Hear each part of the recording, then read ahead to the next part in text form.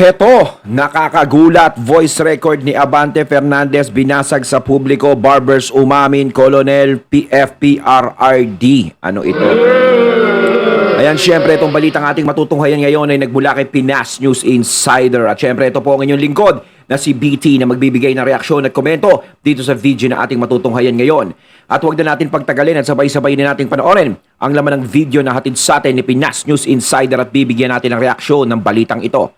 Pasok! Ito ang balita ngayon. Viral at pinag-uusapan ngayon sa mundo ng Si social Barbers. media. Ang di umano'y balitang matapos na patuloy na idiin at tila patawag pa raw di umano ang dating Pangulo na si Rodrigo Duterte sa kinakasang Quadcom ng House of Representatives. Di umano'y tinatagong pagkabalingbing ni Ace Barbers. Binasag na ng taong bayan at muling binuhay sa mundo ng social media ang pahayag noon ni Ace Barbers patungkol sa kampanya kontra droga ng dating administrasyong Duterte na siyang tila laking sampal naman ng katotohanan sa mga ilang kongresista na di umano'y pilit na idinadawit ang dating Pangulo na si Rodrigo Duterte. Pero bago ang lahat, kung bago ka pa lamang sa aming channel, please huwag kalimutang mag-like, subscribe at i-click ang notification bell para mas maging updated ka palalo sa lahat pa ng bagong video na i-upload namin. At eto na nga mga kababayan, narito ang buong paliwanag at tila harapang sinupalpal ni PH Update itong si Representative Ace Barbers at tila'y pinamukha kung papaano niya sinuportahan. Kita mo sila, no? Talagang nagkukumpulan sila, no? Mga tropa-tropa talaga sila, oh. Kita mo yung isa, yun yung babaeng nakaitim na yun. Diba? Bidang-bida na ngayon siya. Parang ano, no? Parang... Ewan. Noon, ang dating Pangulong Rodrigo Duterte na kung saan kanya pang ipinagmamalaki ang kampanya kontra sa ipinagbabawal na gamot na ngayon tila bumaliktad na sa kasalukuyang administrasyon. Ayan, di ba? Alam naman natin, no, na si Barbers talaga, pinupure kung ano yung nagawa ni Tatay Digong nung panahon ng war on drugs. Gustong-gusto nga nila yun eh. Kung tutusin nga, daming may gusto nung panahon na yun eh. Di ba, ni Tatay Digong? No? Proud na proud sila doon dahil tumatahimik ang lugar. Bawat lugar ay nagiging ligtas. Lahat ng mga nagsusukuan. Di ba? Mga nagbabagong buhay. Maraming natatakot. Si PRRD lang naman na nakagawa ng ganun. Sinong administrasyon ba nakaisip gumawa ng ganun? Di ba? Si PRRD lang. Oh. Hindi dati pinapansin yan.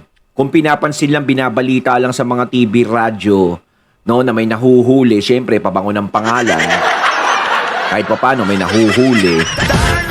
Pero eto, yung kay PRRD, kahit malaking tao, hindi lang maliliit. No, pati malaki. Sinasabi kasi nila, mga naapektuhan lang ng war on drugs, yung mga liliit. Hindi. Pati yung mga malalaki, kita nyo naman kung paano talaga pinatumba ni PRRD lahat yun. Kung paano niya lahat sinawata, no? Hinugot yung mga ugat. 'Di ba? Kasi nung dati, yung ibang mga administrasyon, hindi ko naman inaano, no? Pero nakikita naman dati, sino lang naman ang mga nahuhuli nila. 'Di ba? Yung mga maliliit lang. Oh. Yung mga maliliit na yun, kanino ba kumukuha yun? Kanino ba talaga? Sino ba ang source nun? Yun ang hindi nahuhuli. Pero kay PRRD, kitang-kita natin na nahuhuli lahat. Walang pinipili. Ngayon si Barbers, iba na ngayon ang sinasabi. Na parang sinasabi nga daw, parang kumukontra na siya sa ginawa ni PRRD. Naiintindihan naman po namin yan, sir. Ang hirap talaga kapag congressman ka tapos mawawalan ka ng budget. Siyempre, hindi naman pwedeng sa bulsa mo manggagaling ipanggagastos mo sa distrito mo. Maghihirap ka nun, sir. Kaya kumbaga, sasakay ka na lang, sasayaw ka na lang sa alon, parang,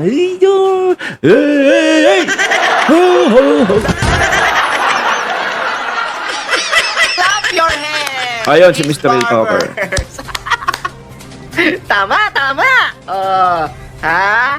Ace Barbers! Kasi ngayon, di ba, kwentong barbero ng mga pinagsasabi mo eh. Ayan. Ha? I-recall mo ang mga pinagsasabi mo dati. Proud na proud ka pa kay Tatay Digong. Anong sabi mo? Anong sabi mo? Humihingi ka pa ng extension sa term ni Tatay Digong. Ay, ang bate mga Ace Barbers. Tapos Humihingi pa ng extension no? Tapos kayong bigla nagkaganyan. Ito kasi yung mga taong kumbaga parang nawawala ng prinsipyo. Ako nga, sinasabi ko nga Ako gustong-gusto ko yung pelikula ng Barbers, di ba? Yung ginanapan ni Philip Salvador. Kita naman natin yung tao na parang may prinsipyo. Ano ba yung tatay niya ba yun? Tsuhin niya ba yun? Yung Barbers na yun? Kasi alam ko hindi siya yun. Correct me if I'm wrong, mga katunay ha. Ano ba yung tatay niya yun? Di ba? Kita naman natin talagang matapang. Talagang kinakalaban lahat ng mga sindikato doon sa pelikula. Tapos eto, 'di ba? Bigla kang magkakaganyan. Ano yun, parang isa ka na din sa kumukonsinte sa mga nangyayari? 'Di ba? Ikaw ba maaatim ng sikmura mo na kumalat siyang bisyo na yan at maraming maging biktima na kabataan at mga inosenteng maging biktima ng mga gumagamit niyan? Aba. Ngayon, anong pinagsasasabi nyo? Napangit ang war on drugs, maraming napatay sa war on drugs, hindi epektibo ang war on drugs. Ang bobobo nyo, kayo mismo proud na proud kayo sa war on drugs dati. Kayo mismo, kumbaga sabi mo pa nga, pwede ito gayahin ng US. Di ba? Bumaliktad na kayong mga balimbing kayo. Kasi nga, hindi na si Tatay Digong ang nakaupo ngayon. Hindi, tsaka Mr. Lil Talker. Eto lang yan Napakahirap bilang politiko, no? Ang gumasto sa sarili mong bulsa. Kasi kung talagang kakalabanin nila kung sino man yung tao na gustong magbagsak sa mga Duterte, kawawa sila. Mawawalan sila ng, alam mo na. So ano ba bang choice nila? Kundi sayawin na lang kung ano ang tinutugtog ng hey, hey, hey, ho, ho, ho, I'm gonna knock on your door, hey, hey, ho, ho.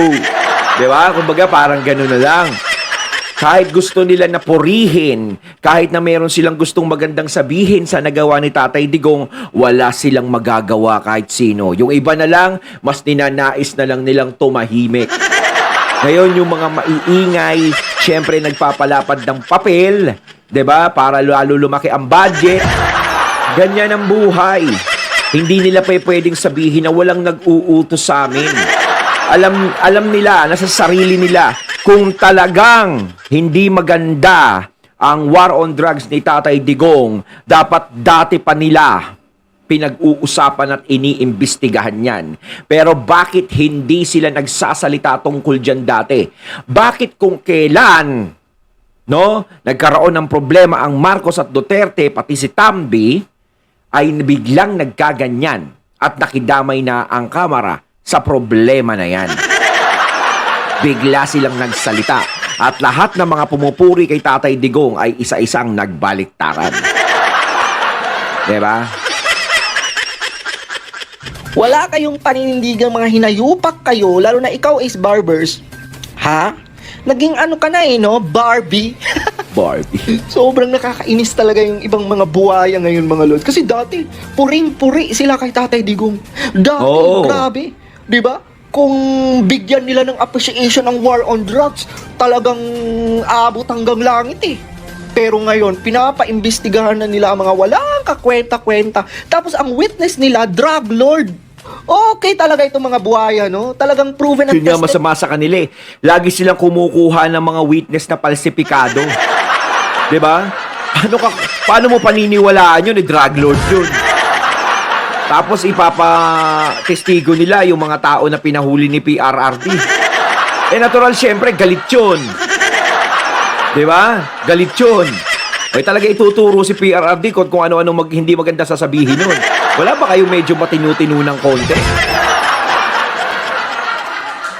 Itong mga buhaya, malalaki lang mga katawan pero walang utak. Buti pa! Diba? Buti pa si Congressman Richard Gomez. Diba? Yes. Lantaran niyang sinabi. Kaso nga lang, yung ginagawa ngayon nila kay Richard Gomez, na effective at maganda ang war on drugs. Pero itong mga buhaya na to, lumaki na lang yung mga tiyan nyo. palakihin nyo rin naman ang mga utak nyo. Lumabas ang balitang ito ay hindi naman mapigilan na madismaya Ayan. ng marami sa ating mga kababayan na magbigay ng kanilang hinaing at komento sa mundo ng social media. At ayon pa sa kanila, grabe talaga ang pagkabalingbing ni Ace Barber. Sukdula na. Wala na talagang bayag ang kongresista na ito. Walang panindigan sa kanyang mga pahayag. Noon, Sayang yung grabe pangalan pa ang niya, ano? paghanga niya Barbers, sa dating no? Pangulo na si Duterte. Ngayon ay kumambyo na talaga at tila'y pinagmalaki pa talaga niya. Mahiya ka naman sa taong bayan. Hihinto nyo na yan. Walang kwentang hearing na yan. Sayang lang ang pera ng taong bayan dyan. Gumising na kayo sa katotohanan. Huwag magpadala sa pera. Puro busog ang mga kongresista ngayon dahil kay Tamba. Ang masaklap pa, tax ng bayan yan. Unahin nyo ang totoong problema ng bayan bago ang walang kwentang hearing para lang masira ang imahe ng mga Duterte. Montakin mo, matatapos yung termino nila nakakaganyan lang, no? Tapos kakandidato na naman sila sa 2025 bilang congressman. Tapos pag nanalo sila, ganyan na naman. Duterte na naman. Hoy, asikasuhin nyo naman yung mga distrito nyo. Sobrang nakakahiya na kayo. Ang mga bumaliktad na mga politiko, may milyong presyo, milyong reward. Ang nakakasakit kayang binayad sa kanila galing sa kaban ng bayan na buhis at kontribusyon sa mga nagtrabaho, nagpapawis na mamamayan.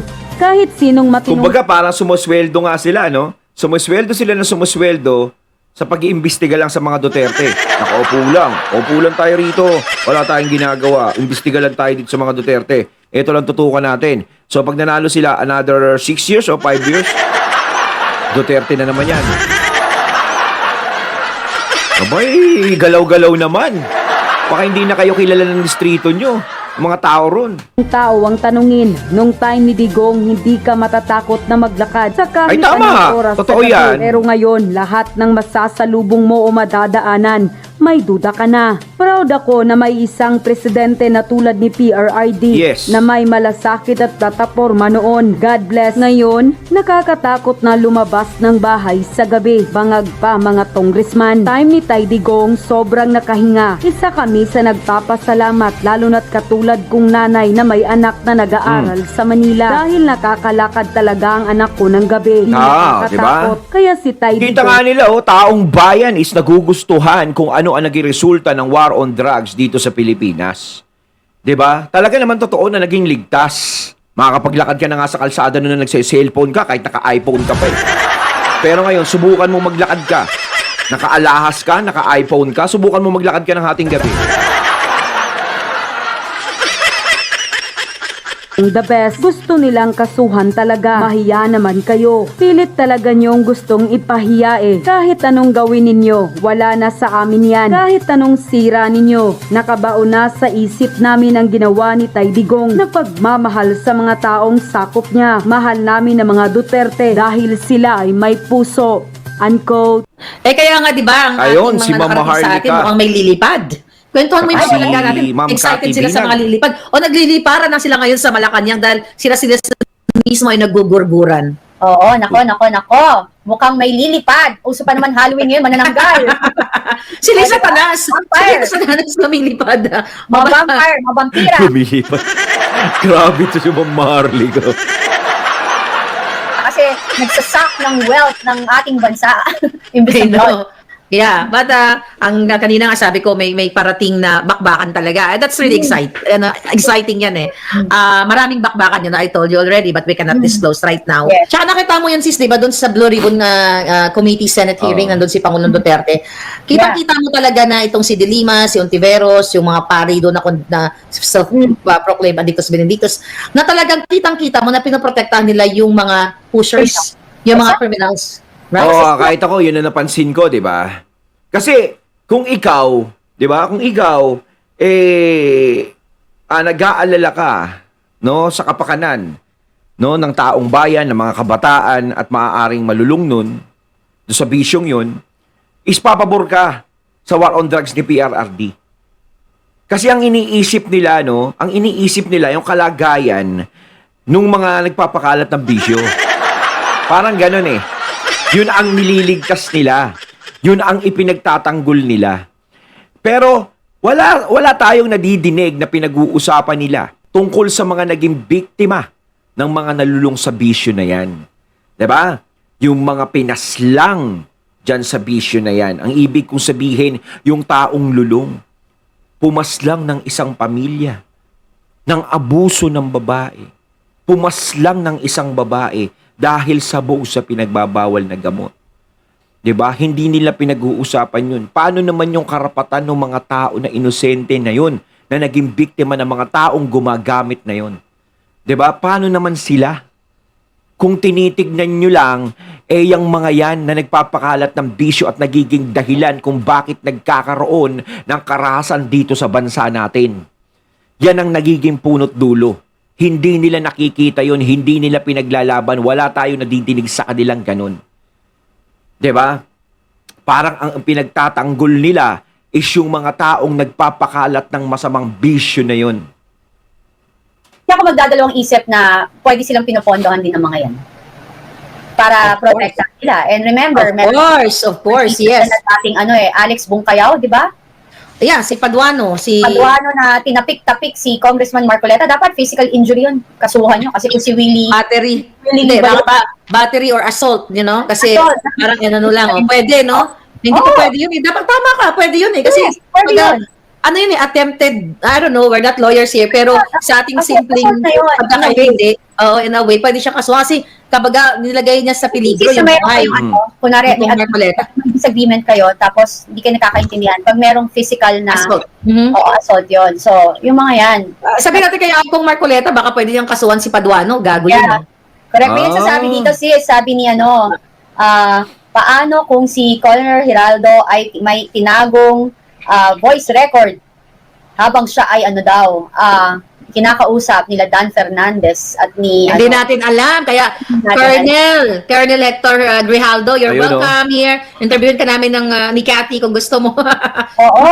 Panawagan, ibuhos na, ibukilya na natin yan, ibuking na natin yan. Oo, So- yun sa mga, again and again, sa mga biktima, yung mga alam nyong may mga politician na amo nyo, yung mga security nila, yung mga kasambahay nila na inaabuso nila, lumabas ho kayo. Nandito ho kami. Nandiyan si Claire, oh. You know? Tutulungan Yeah, kasi- natin kayo. Pero tama ka dun dun sa akto na inaktual o inakto ni Paduano, no? Pwede talagang physical assault yun, mag-under siya sa category ng physical assault and verbal. Di pa natin narinig yung yung behind the scene kasi usually pinapatay nila Ano ba yun? Ano ba yun? mikropono. Pero by just, yun ang pagpapakita pa lang, yung pag gustong niyang galit na galit, gustong manakit kay Kong Marcoleta, alam mo naman si Kong Marcoleta, mabait, siguro I tinatawag. think meron naglabas isang video nun. Ano nangyari? Kaya nila ginaganyan si Kong Marcoleta. Alam naman natin na talagang tutol sa taliwas yan sa ginagawa nila. 'Di ba? Kumukontra sa kanila. At talaga namang karapat dapat lang talagang kontrahin sila ni Marcoleta dahil si Marcoleta lumalagay sa tama. May katwiran siya. Ngayon, alam nilang may katwiran, pero naku, inaano nila, 'di ba? Naku, Na, yun nga, yung bigla lang siyang tinapik. Parang tinapik. No. tinapik. No, I mean nakita ko 'yun. Nakita ko 'yun, pero ang baka may behind the scene pa kung anong pinagsasabi niya. But anyway, since we all know, we both know, people know naman na ang Huwad Committee ay intended to pin down the Dutertes. Oo, Yeah, kita naman natin Kita naman natin kung ano talaga intensyon nila. 'Di ba? Alam naman natin, kahit pa ikot-ikutin nila 'yan, isa lang ang magiging diyan, ang magiging resulta niyan. 'Di ba? Tsaka mayroon silang sinusunod na tao. Hindi naman magkakaganyan yang mga 'yan. Ang sinasabi ko kanina, kung wala naman talaga silang pinangingilagang tao o walang nag-uutos sa kanila. Dahil kung talaga sila, kung talagang matagal na silang kontra sa war on drugs ni PRRD, di dapat, dati pa, hindi na tayo dumating dito sa puntong to. Bakit ngayon lang na i-open yan? Bakit ngayon lang sila umaasta ng ganyan? Kasi hindi na presidente si PRRD. Nung panahon ng eleksyon, pwede nilang upakan yan Pwede nilang anuhin yan 'Di ba? Kahit nga sabihin nakaupo pa si PRRD nun Kung talagang mali ginagawa talaga ni PRRD, dapat pinag-uusapan na nila yan. Pero wala. Nakasiper ang bibig nila. Kailan lang naman sila lumabas? 'Di ba? Kailan lang naman sila naggagaganyan? Simula ng nagkaroon ng problema si Tambi tsaka ang mga Duterte. Yeah, wala tayong pagtatalunan dyan. Pero, ang gusto kong malaman sa'yo, habang nanonood ka kay PRRD, yung mga litanya niya, ano ang naramdaman mo? Alam mo sis, Kasi ako sobrang happy cloud9 talaga ako. tawang-tawa ako, lalo na yung yung, you know for a fact that parang nilaro na lang niya, lalo na yung ayaw niya, pag ayaw niya yung kausap niya. Oo. Like si I know. Risa, Si PRRD, Contiveros. nakikita naman natin Contiveros. talagang ano. Pati ba, hindi, ang tawag Kung ayaw nila niya, doon ayaw ay virus at saka virus kasi parang, di ba si Pangulong Duterte dati, inano nila, virus, inaano Kasi nila parang, ang galing-galing niya ni PRRD kasi yung way na pag kinakausap siya, may tinatanong sa kanya, kunwari nabibingi siya or hindi niya yeah, naintindihan. o kaya matanda na siya. Or, Kalimutan niya na. yeah, tapos ibe-bait niya. Sasagutin niya ng something na they want that answer. Tapos babalikan niya, ano ko? Hindi, no? Diba? O kaya pagtatanong na siya ng, alam niya na, iaano na siya, magkakaroon ng reason for them to na makasuhan siya or whatever, sasagutin niya na ng diretso. Parang normal na ulit. Kung matatanda na Pinaglalaroan niya nga eh. Talaga nakikita natin, oh. mga palangga natin, lahat ng mga kababayan natin nung si Pangulong Duterte ay yun, no, nag-uumpisa. I don't know kung nag-uumpisa ba siya nito o bago siya. Kaya nagkandida. siguro para naiinggit yung kongreso eh. Gusto rin siyang makaharap sa PRRD. Gusto rin nilang mamura. Ito na, sinasabi niya dati na, I cannot do this alone. This is our country. We must love our country. Yes, Period. Yung mga sinasabi ni Pangulong Duterte, kasi talagang he was really intended to gurgur all the bangags. Di ba? Kaya ganun naman talaga yung kanyang pagmamahal sa taong bayan. Yun nga lang, hindi yan kayang alam ng mga makakaliwang grupo, alam ng mga sindikato, katulad yung mga nandoon sa Senate hearing na kakampi ng mga sindikato, na tama naman ang pakikipaglaban ni PRRD. Pero sis, ayaw nga nilang mawakasan yung mga sindikato at mga kriminal. Kasi tama ka nga eh, baka pinopondohan sila nitong mga mafia na ito sa kanilang kandidatura. Kaya talagang wala silang makitang tama sa lahat ng sasabihin ni PRRD. Alam mo sis, it's so sad kasi kitang-kita mo ang daming nawawalang bata, ang daming namamatay, yung crime rate natin sobrang taas, hindi nila madidinay yan. And ito nga, it's time for the policemen to reveal it kasi sila rin yung nirereklamuhan and sinasabihan. And Oo, ang dami nagiging problema talaga ngayon. Lalo na yung mga nawawalang bata, nagkakasunod-sunod. Diba? Nakakatakot yun eh sa ating mga magulang. Nakakatakot yun nangyayari ngayon. No? Iba na eh. Kasi dati nung panahon ni PRRD, wala masyadong ganyan. No? Lahat nga ng mga loko-loko nun eh, yung crime rate eh medyo bumababa talaga. Diba? Hindi katulad ngayon. Tsaka ngayon, oh, mantakin mo, oh, pati mga drug lord, nakakalaya na. Tuwan-tuwa na siguro sila niya, no? Kikita na naman tayo, yayaman na naman tayo. Tagal pa 2028, ipon-ipon muna. yun eh, 'di ba parang kailan pa ba tayo gagalaw kapag tayo na yung biktima? It's too late, 'di ba? Parang hindi na tama, hindi na Parang talaga wala na tayong aasahan eh, na may gagalaw. tama yung mga nangyayari. Kasi as you can see talagang etong mga nakaupo dyan, na iilan lang naman, sana yung karamihan na, they don't like what's happening, tumayo na rin kayo. Kasi ang baboy na ho ng tingin ng natin, ng gobyerno, hindi na ho maganda yung reputation. Wala na, kahit ugain sila ng ugain ngayon, talagang wala na po, ma'am. Talagang parang hanggang dito na lang to eh. 'Di ba? Ang pag-asa na lang talaga natin yung pagpapalit ng administrasyon sa susunod na eleksyon. Yun na lang talaga. Pangit, especially like live, like napapanood ng tao, pinagtatanggol nila, binababoy nila ang kapulisan compare sa sa krimen. Yes. Di ba ang pangit? Yes. Recently, parang may statement si Bersamin, Was it Bersamin? Okay. Meron siyang statement na ang konteksto na bumababa yung crime sa Pilipinas at parang peaceful ang Pilipinas. Wala. Can I ask you, peaceful ba kayo ngayon dyan sa Pilipinas?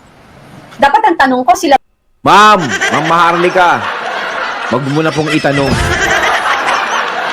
Nako.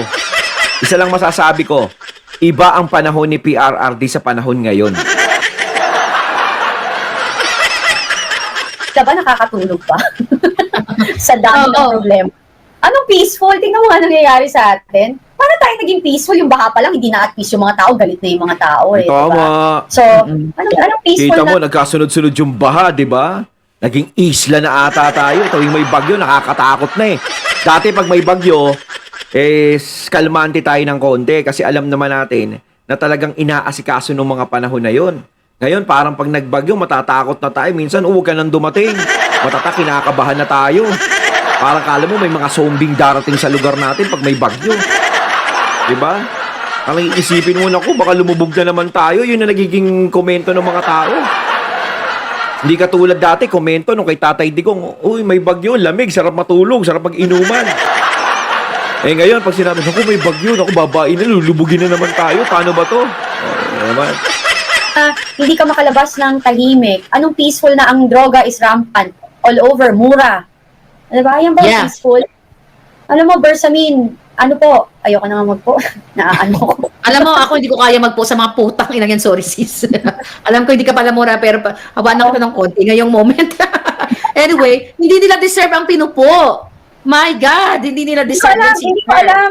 Sabi nga, try nyo lumabas, punta ko kayo ng Tondo or like na Manila area. Yun na, maglakad kayo doon. Then tell us kung ano. Pero walang security yung normal. Yung parang ginagawa ni Digong na nagta-taxi siya, di ba? Yes. Ito yung sabi ni Bersamin. Okay, recently, a few days ago. Sabi niya, dahil nga sa sinabi ni Pangulong Duterte na tungkol sa yung epekto ng droga, papag-usapan natin yung mga epekto ng droga sa mga kamag-anak, Yes. kaibigan, kapitbahay. Sabi ni Bersamin, with due respect to former President Rodrigo Duterte, there is no truth to his statement that crime remains rampant in the country. Sabi niya, statistics from the Philippine National Police shows the complete opposite. There has been a widespread decline in crime across the board. Moreover, we have achieved stability and maintained peace and order in our country without foregoing Weh. due process nor setting aside the basic human rights of any Filipino. Further, the incident which the former president cited of a drug raid in San Miguel, Manila, kasi may na-raid doon, is based on outdated information. In that case, one suspect was arrested, drug paraphernalia was seized, and his partner is now being pursued by law enforcement. All of this shows that our country is safer, our people more secure, and our future more assured that ever before under the stewardship of President Bangag Jr. Okay, bago ko tanong mga kababayan ngayon, widespread daw sis ang pagbaba ng crime at peaceful daw kayo dyan. Exactly. Sabi ni Filda. Kaya nga hindi ako makapagsalita eh. So, anong peaceful? Kaliwat kanan ng akyat bahay dito sa amin. Sabi naman ni sino to? Asa na yun? Paano peaceful kung maraming missing person araw-araw sa social media? Doon pa lang Mario Q. hindi na nila malutas yun eh. Yung mga missing person na yun. Sabi niya, yung isa naman sabi niya, anong peaceful? Peaceful, hindi peaceful. Ayun, at ating natunghayan ng video na nagmula kay Pinas News Insider at syempre natunghayan din natin kanina si Mr. Real Talker at si Ma'am Maharlika at si Ma'am Cathy Binag. Ayan o, kayo mga katunay, anong masasabi nyo tungkol dito? Comment lang po kayo sa comment box. So once again, I'm BT and I'm out. Peace.